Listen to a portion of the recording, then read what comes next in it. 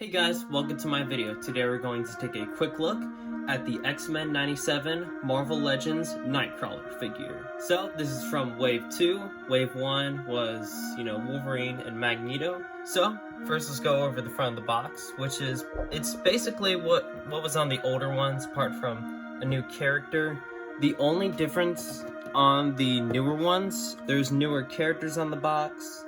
The also available is up there. And they added this little X-Men sliver, which on the older ones, it was actually just, they didn't have the little X on the side. But other than that, they're basically the same box. So nothing on the sides or anything since it's, bubble package. But the figure does look really nice, and I can't wait to open it up and look at the figure. So here's the figure out of the box, and here's everything that he comes with. So, he comes with a angry expression head. I would much prefer if it was more of a yelling expression, but this is not bad. And he comes with 2 fist hands, and these are special to the figure. Nightcrawler has 3 fingers. So, the figure looks really nice, just straight off the bat. It's pretty comic book accurate. I know it's supposed to be accurate to the show, which it is very accurate to the show.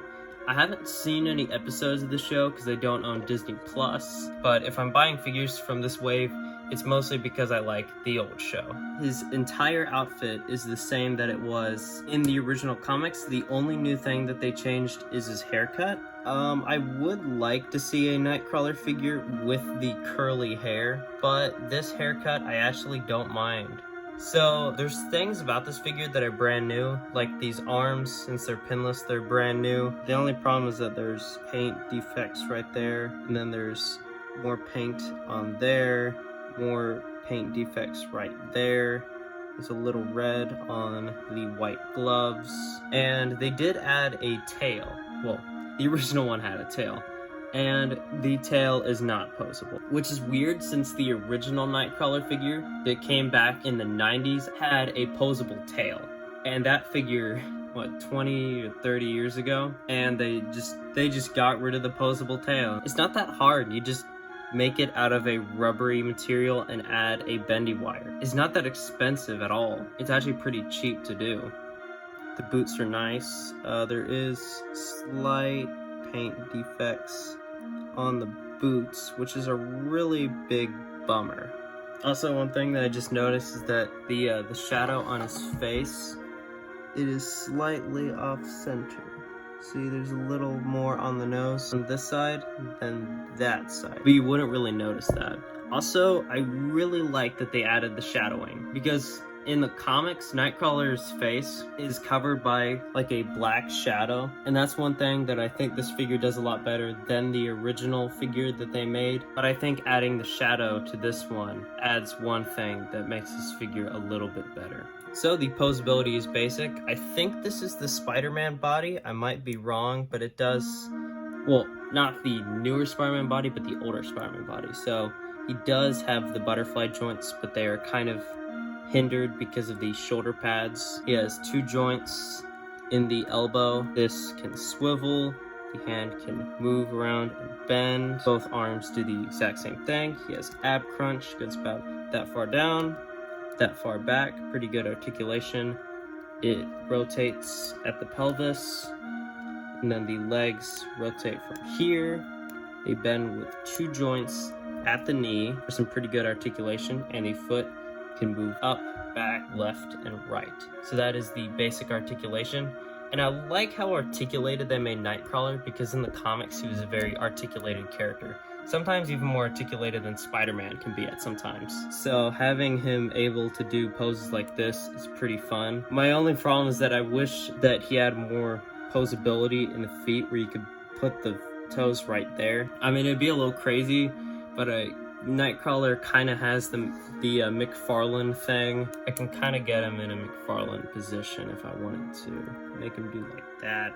But I like how posable this figure is, but it is not as posable as I would have wanted it to be. If you're looking for a Marvel Legends Nightcrawler, definitely get this one, because unless you can find the original at a convention for a good price, it is 100% not worth it, because it's $80 or more. I think I've seen it for up to $100 on Amazon. Oh yeah, I forgot to mention that the tail can move 360. So it does come with a lot of good accessories, but the original Nightcrawler figure comes with the amount of accessories that I would have wanted in this figure. And he does come with this hand, which I'm pretty sure is for holding the cutlass, but he does not come with a cutlass, which is a little disappointing. Forgot how he got the cutlass, but he does have one. At one time, he was even a pirate, and I would totally buy a Marvel Legends pirate Nightcrawler figure. That would be really cool. And here's Nightcrawler with his fist hands and the angry expression. I do like it, but instead of an alternate head, I think I would rather have a cutlass, because honestly, the basic face that he comes with the smirk, I think is fine, but I do like both expressions. Also, I wanted to have the figure shown with blue light. It doesn't really work. Also, I wanted to try this out. So these effects are from the Iron Man figure, the more classic Ditko one, and I wanted to add them to see if it looked like when he finally teleports in, and it kind of works. I just need to find which place it would work best. I might display this figure with it, except I would have him kind of jumping, so it looks like he just teleported. You know, that's one thing that I kind of wish this figure had, which is teleport style effects. Because Nightcrawler's power, for those of you who don't know, his power is that he can teleport.